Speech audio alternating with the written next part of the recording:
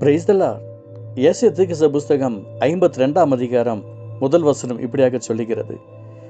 எழும்பு எழும்பு சியோனே, உன் வல்லமை தரித்துக்கொள். பரிசுத்த நகரமாகிய எருசலேமே, உன் அலங்கார வஸ்திரங்களை உடுத்திக்கொள். விடுத்த சேதனம் இல்லாதவனும் அசுத்தனும் இனி உன்னிடத்தில் வருவதில்லை. எவ்வளோ ஒரு அழகான வார்த்தை. அப்படி பாட்டு போறாரு. வல்லமையின் ஆவியானவர் என்னுள் வந்து விட்ட காரணத்தினால் பொல்லாத சாத்தான ஒரு சொல்லால விரட்டி விட்டே. எவ்வளோ பெரிய பரிசுத்த ஆவியானவர். நம்முடைய வாழ்க்கையில் நாம் செய்ய வேண்டிய விஷயங்கள் ஏராளமாக இருக்கிறது.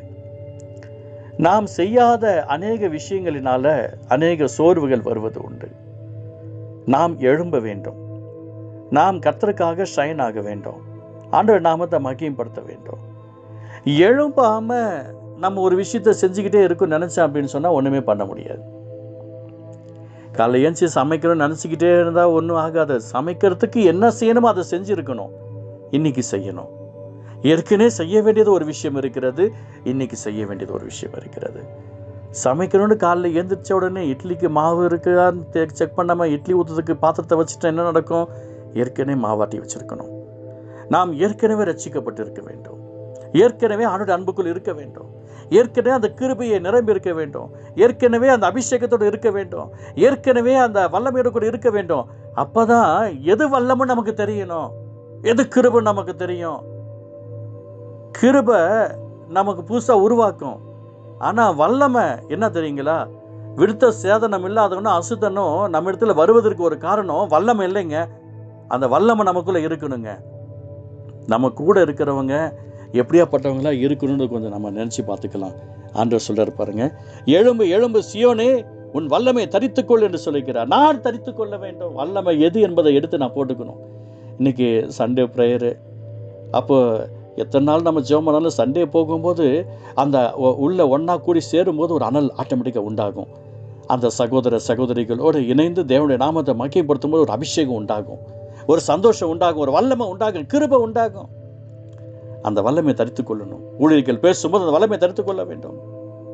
அந்த கிருபை தரித்துக் கொள்ள வேண்டும். அது சொல்றார் பாருங்க, பரிசுத்த நகரமாக எருசலேமே, உன் அலங்கார வஸ்திரங்களை உடுத்திக்கொள் என்று சொல்லுகிறார். வல்லமை வந்தால் தாங்க நம்மளால ஜெபம் பண்ண முடியும். எருசலேமாகிய ஜப அக்கினி நமக்குள்ளே இருந்தால் தானே பரிசுத்தமாக நம்ம வாழ முடியும். அந்த பரிசுத்த வஸ்திரங்கள் நமக்குள்ளே உருவாக்க முடியும். இந்த வார்த்தை கேட்டுக்கிற சகோதரனே சகோதரியே, நிறைய பேர் உங்களை விடுத்த சேதனம் இல்லாதவனும் அசுத்தனும் உங்களுக்கு வந்துக்கிட்டே இருக்கிறாங்களா?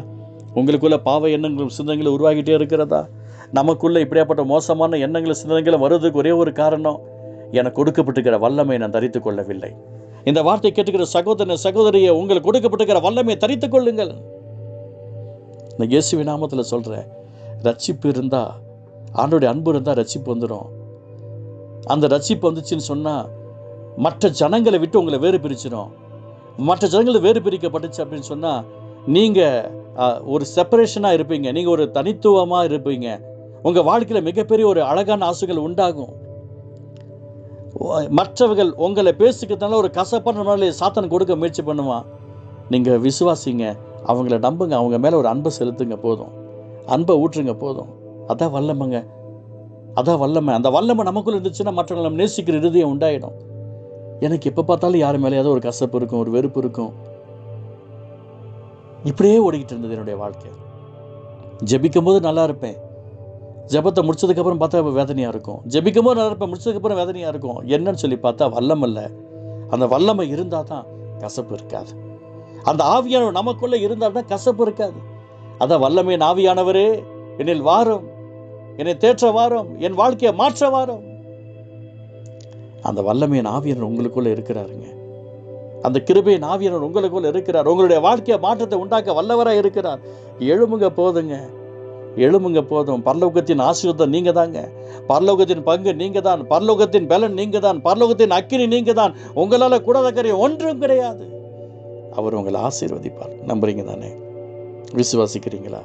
நீங்கள் எழுமுங்க, உன் வல்லமை தரித்துக் கொள்ளுங்க. சகோதரனே, உங்களுடைய வல்லமை உங்களுக்குள்ள இருக்கு. வல்லம் வந்து நான் என்ன செய்யறது? கடனாக இருக்கிறேன். வல்லம் வந்து நான் என்ன செய்யறது? பிரச்சனையாக இருக்குது. அந்த வல்லம் உங்களுக்குள்ளே வந்தால் போதும், உங்கள் கடன் காணாமல் போயிடும், உங்கள் பிரச்சனை காணாமல் போயிடும், உங்கள் வேதனை நீங்கிடும், நீங்கள் சுகமாக இருப்பீங்க. நீங்கள் வேணால் பாருங்கள், இயேசுவின் நாமத்தில் சொல்கிறேன், வல்லமை தரித்துக்கோங்க. உங்கள் வாழ்க்கை மறுரூபமாகும். ஓய்வு நாளை மிஸ் பண்ணாதீங்க, உங்கள் வாழ்க்கை மறுரூபமாகும். கிறிஸ்துவின் அன்பை விட்டுடாதீங்க, உங்கள் வாழ்க்கை மறுரூபமாகும். ஜெபிக்கலாமா? பரிசுத்த அன்பு தகப்பனே, இந்த ஏசாயா 52:1 சொல்லிருக்கீங்களே, எழும்பு எழும்பு சீயோனே உன் வல்லமை தரித்துக்கொள், பரிசுத்த நகரமாக எருசலேமே உன் அலங்கார வஸ்திரம் உடுத்திக்கொள்ளுன்னு சொல்லிருக்கிறீங்களே, அசுத்தனும் விருத்தசனம் இல்லாமல் இன்னும் உன்னத்தில் வருவதில்லைன்னு சொல்லிருக்கிறீங்களே. அப்போ நாங்கள் வல்லமை தரித்துக்கொள்ள கிருபை தாரும். அப்போ பரிசுத்த நகரமாக எருசலேமே உன் அலங்கார வஸ்திரம் உடுத்திக்கொள்ளுன்னு சொல்லிருக்கீங்களே, நாங்கள் அந்த அலங்கார வஸ்திரம் நாங்கள் தான் செய்ய வேண்டும், உடுத்திக்கொள்ள வேண்டும். அந்த கிருபையை தாரும், இரக்கத்தை தாரும். இயேசுவின் நாமத்தில் ஆசுதமாக இருக்க எங்கள் அர்ப்பணிக்கிறோம். கிருபை செய்யும். இயேசு நல்ல பிதாவே. ஆமென், ஆமென்.